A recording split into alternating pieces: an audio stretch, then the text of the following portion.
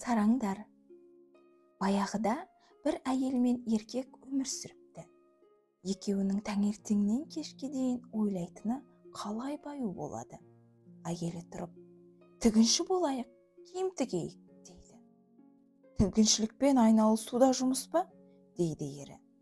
Күні бойы инені сабақтап, жіпті созасың да отырасың.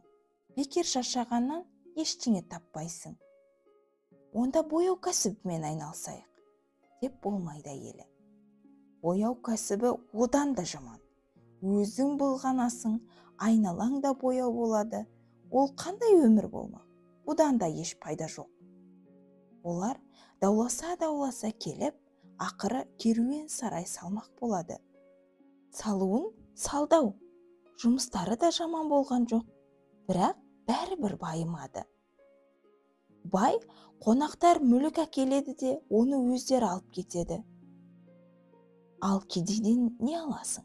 Оның өзі аш жалаңаш. Бірде керуен үйге ақ сақалды, ұзын аса таяқ ұстаған, таяғының басына қызыл бояумен қақпа ішіне кіретін болсам, жұрттың бәрін азаптан құтқарам деп жазылған бір салиқалы қарт келіп кіреді. Күйеуі таяқтың басындағы жазуды көріп, бұл тағдырыңды болжайтын сәуегей емес пе екен деп ойлайды. Ол шыдамсызданып, мырза, адамды азаптан қалай құтқарасыз деп сұрайды. Менің бір дәрім бар. Кімде-кім соны ішсе, барлық азапты ұмытады. Қайғы қасірет пен азап көрмегендей болады, дейді қарт. Қарттың бұл сөзін күйеуі мен әйел естіп, сол сиқырлы дәріңізді сатыңыз деп өтіне бастайды. Қарт келісіп, жарты лян өлшеп береді. Қайткенде де әйелі дәріні алып, бай қонақтардың күрішіне немесе шайына осы ұнтақтан саламыз. Сонда олар өздерінің қаптары мен теңдерін ұмытып кетеді, дейді. Сәтін салып, келесі күні-ақ керуен үйге бір бай көпес келіп кіреді. Қобдиының сырты інжумен, қаптары жақұтпен, жәшіктері көгілдір асыл таспен, маржанмен қапталған. Ал алтын, күміс әшекейлері тіпті көп ақ. Сараң қожайындардың көздері жайнап кетеді. Көпестің бөлмеге орналасып, асыл заттарын жинастырып жатқанын күйеуі көріп тұрған кезде, әйелі ас үйде қонақтың шайына күрішке удың ұнтағын салып жібереді. Қонақ күріштің бәрін жеп, бір шайнек шайды түгел ішіп алады да ұйықтауға жатып қалады. Шыдамсызданған сараң қожайындар түні бойы көз ілмей, дірілдеумен болады. Таңертең көпес кетісімен оның жатқан бөлмесіне кіріп, ақтарып төңкеріп іздеп ештеңе таба алмайды.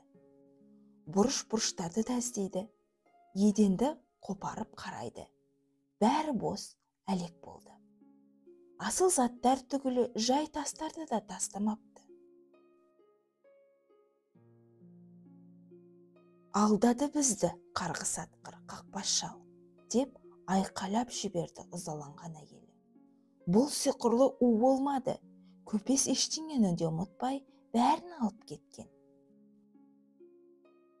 Өй, тасбақаның тұқымы, дейді күйеуі одан да қатты айқайлап.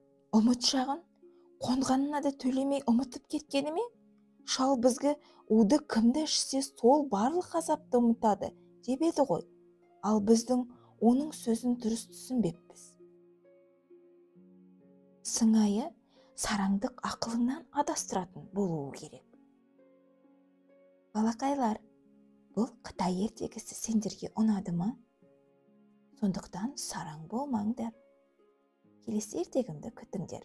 Ертегім ұнаса, каналыма тіркеліп, лайк басып, комментарий қалдыруды ұмытпаңдар.